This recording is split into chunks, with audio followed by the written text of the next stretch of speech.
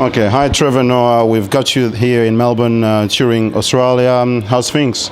Things are good. Things are very good. Thank you. I want to talk to you about something that is close to many Africans' hearts, and that is the image of Africa outside of Africa, and mainly in Western world. I will start on a very broad term. What are you satisfied with the way Africa is being portrayed in the Western world? Oh well, no. I mean, we're a long way from where we want to be as a continent. You know, in terms of Western portrayal of Africa, we still portrayed as a third world continent. You know, a continent full of many things. Some exaggerated and some not. You know, I mean, there is a lot of poverty, a lot of corruption, a lot of crime. But at the same time, there's also a lot of growth. There's also a lot of reconciliation, a lot of development. So I guess the balance needs to be established between the two. So, you know, it'll grow over time. But look, at the end of the day, it's you know, some places are more successful than others at getting that image out there. So as Africans, it's also on it's on our shoulders. Not just, you can't just say the Western world, because we need to give them the correct portrayal, I think. In you know, of what to think of us. Absolutely. So we got some responsibility to change the story about Africa definitely. Outside. And what would you tell Africans out there, especially those who live in Western countries or first world countries, in trying to change the image of Africa? Well, just don't slaughter sheep in your backyard. You know, it's just like a small thing we can work on.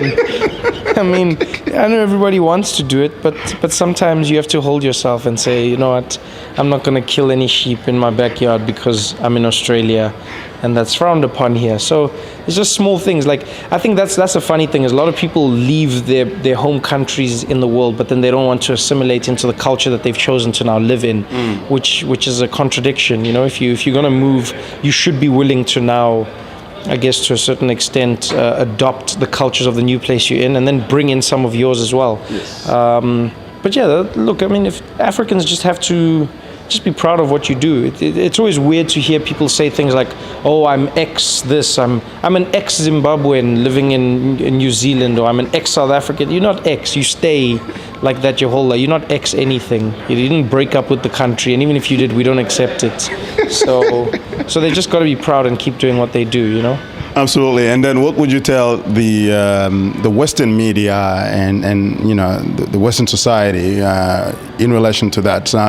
Do you ever feel like people have been used to one single story, which has always been negative, and they've stuck to it and they're not changing, even though the story is actually changing back home? Well, look, I mean, unfortunately, media will choose sensationalism sells. So it's easier to sell images of starving people in Africa than it is to sell of Africans having a good time. That's boring. So I mean, in terms of media, they'll always try and sell what works best for them. But hopefully they'll see the other side of things. But I still think the onus is more on us. You know, it's rather be the change, and then you'll see it happening elsewhere than to start the change from the outside. And people like yourself, as comedian, you get a chance to speak to so many people through your work, both directly and indirectly through the internet and all that sort of thing.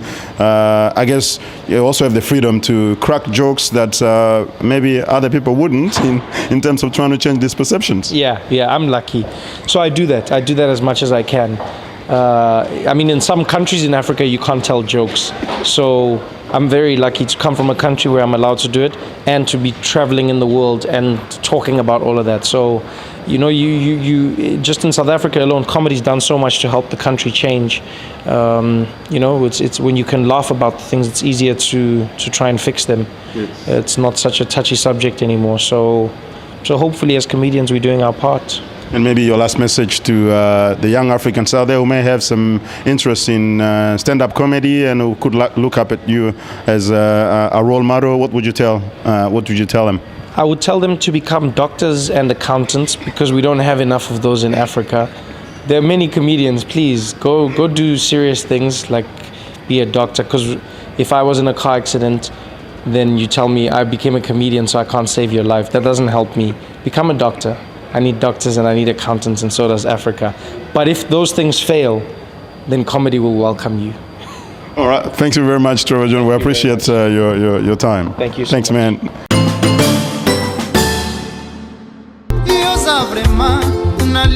Baba Bibo Shoyo Vivant Jibe Mindia Jilibolia Atobombie longi Lokolo noa Baba Esana Vale Ya parke ya Virunga Mbongola Vinangana Sekonde moko Tanda maboko Gigi Makumbi